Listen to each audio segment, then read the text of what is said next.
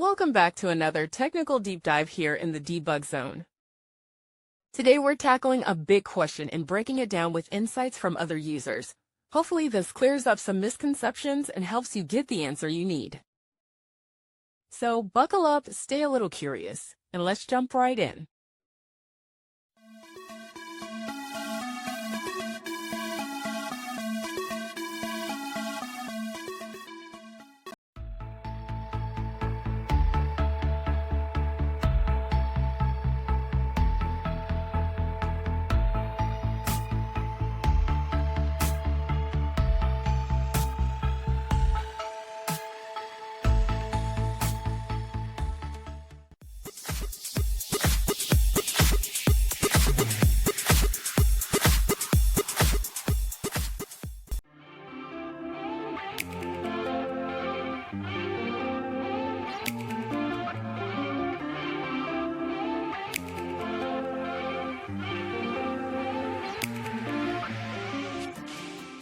And that's a wrap.